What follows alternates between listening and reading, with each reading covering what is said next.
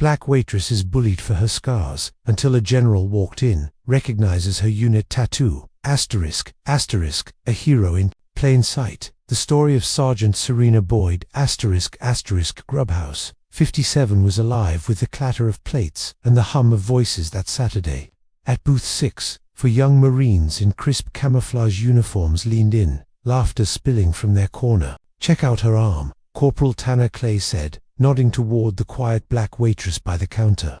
"She's got some tattoo like she actually saw combat, probably watched a war movie and thought she was tough." The others, Private Sean Dent, Lance Corporal Bell Ross and Sergeant Mitchell Rhodes snickered, emboldened by each other. Across the gleaming tile, Serena Boyd moved with silent intent, wiping tables in her olive cargo pants and sleeveless, military-style vest. Her hair was drawn back in a tight bun, her arms muscular, marked by old wounds bore a tattoo, a soldier in full gear, half smiling, with Kilo 9 ever forgot inked beneath. Serena had worked at Grubhouse 57 for 8 months. Most regulars kept their distance. Some called her Sarge to her face, others dismissed her altogether. She never said much, she just did her job. But today, the air felt different. Tanner's voice rang out again. "Hey, waitress, what are you? A Call of Duty legend." The laughter cut through the diner's bustle. Serena turned, her face blank, but her eyes unwavering. "I said," Tanner repeated, louder. "Which unit did you make up this time?" From the booth, Mitchell added, "Bet she got that ink from a gumball machine scars too. Must have been a wild night." Serena approached, her boots striking the floor in a slow, steady rhythm. "Are you finished?" she asked, her tone level and cold. "Oh, we are just getting warmed up," Tanner shot back, reclining with a cocky grin, a throat cleared from the far corner. The old man with a cane, who had slipped in unnoticed 15 minutes earlier, now set aside his coffee and sat up. His uniform jacket lay folded next to him. Serena kept her gaze forward, but the man was already focused on her. "Sergeant Boyd," he said, his voice steady and commanding. "Do you mind if I stand for this?" The Marines hesitated, confused. Serena finally glanced back, lips barely moving. "You do not have to, General Walter Get 3 stars, shining rose anyway," Kane tapping the linoleum as he approached. "She does not talk about herself," he said, facing the table of Marines. "So let me do it." The diner fell silent. Even the jukebox seemed to hush. Serena Boyd, he continued, was the youngest black woman to command an active combat unit in Afghanistan. Kilo 9, 2012. Her team was ambushed in the Argonne Valley. 6 men lost. She rescued 3 with a shattered leg and no radio. She walked 6 miles, barefoot, bleeding, carrying 2 rifles and her squad leader's body. Tanner's jaw dropped. She did not come home to a Perigesta medal, some steel in her spine, and that tattoo you are mocking. None of you have earned the right to question it. The general's eyes locked on Tanner. "That tattoo. It is for Private Diaz. She was 19, and she died in Serena's arms." Serena reached into her vest and pulled out a worn photograph. 7 soldiers, mud-streaked and smiling. Serena knelt in front, arm wrapped around a small girl with thick glasses. Her name, Diaz, scrawled at the bottom, alongside Harlow, Mendez, Black, Evans, Reeves, Boyd. Serena set the photo on the Marines' table. She said nothing. The mocking stopped. Heads dropped. Even the other waitress paused, coffee pot in hand. Serena leaned closer. "You do not know what I have endured. You do not get to laugh at pain you never carried." The general straightened. "Now apologize." Bell was the first to stand, voice trembling. "I am sorry, we were out of line." Sean mumbled an apology. Tanner only stared at Serena's scars and ink, then turned away in silence. The 4 gathered their things and left, not a word, not a glance back. The bell above the door jingled as they vanished into the morning.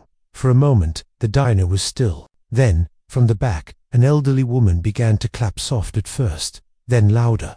One by one, customers joined in until the whole diner filled with applause. But Serena did not bask in it. She only returned to her work, picking up her rag as if nothing had happened. The aftermath. The next morning, whispers traveled through Newton faster than traffic on Main Street. Everyone knew what had happened at Grubhouse 57. Some called Serena a hero. Others bristled at the disruption to their small-town pride. At sunrise, Serena stood outside the diner, breathing in the cool air, watching the shadows stretch across the street. The same booth from the day before sat empty inside. At the counter, Danny Reyes, the cook, a former firefighter with a limp and a gentle soul, watched her. "You all right?" he asked. Serena did not answer right away. "Better than I was," she finally replied. But peace would not last long. At 10:36 a.m., 3 black SUVs rolled up to the curb. Out stepped Captain Mallory Brina, military police, white, sharp-eyed, boots polished to a mirror shine. With her came Colonel Dean Haskins, older, his hair silver, his voice gravelly. They entered, a hush falling over the diner.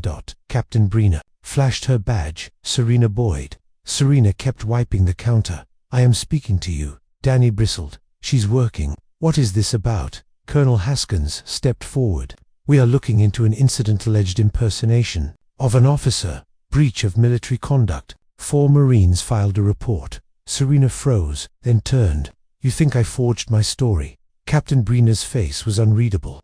"There is no official record of your deployment. No medals, no commendations, no unit tattoo registered. Your discharge file is missing." Serena's eyes hardened. She reached under the counter and brought out a battered tin box. She set it on the laminate, flipped the lid. Inside were keepsakes, a blood-stained Kilo 9 patch, a bullet-riddled journal with the initials ROAD, a photo of a younger General Gaines at a charred base, half a burned commendation letter, and a faded purple heart. "The base with my records was bombed. September 8, 2012. Commanding officer and staff killed. We lost men, and we lost our past." Captain Brina frowned.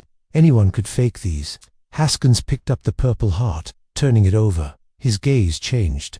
"This is real," he murmured. "I know," Serena replied. "I earned it." The bell chimed. General Gaines entered, this time in full dress uniform, medals and stars gleaming. "Captain, Colonel, what you are doing is shameful. This woman is a decorated soldier who sacrificed everything but her honor. I signed her papers. She's the real thing." He scanned the room. "Do you know how many black women have commanded frontline combat units? Fewer than 10. She is one, and you treat her like a criminal because her story does not fit your rulebook." Brina opened her mouth to object, but Gaines silenced her with a look. "You came here to accuse a war hero. Leave before I file a formal complaint." After a tense pause, Brina and Haskins left, heads lowered. The diner breathed again. Danny watched Serena, concern in his eyes. She exhaled slowly. "I am not broken," she said after a moment. "Just tired of proving it." The general smiled. "This town owes you respect." Serena shook her head. "I do not need their respect. I remember the ones who did not come home." She walked to the photo taped behind the counter, fingertips brushing over each face. She stood there a long time, lost in memory. That evening, a little girl wandered in with her mother. She pointed at Serena's tattoo. "Who is that?" Serena knelt beside her. "That's my sister," she answered softly. "Not by blood, but by battle. Did she fight monsters?" the girl asked. Serena smiled gently. "Yes, honey, we all did." If Serena's story touched you, if her strength moved you even a little, hit the subscribe button now. Let us keep these stories alive, for those who were never honored and for every hero still fighting to be seen.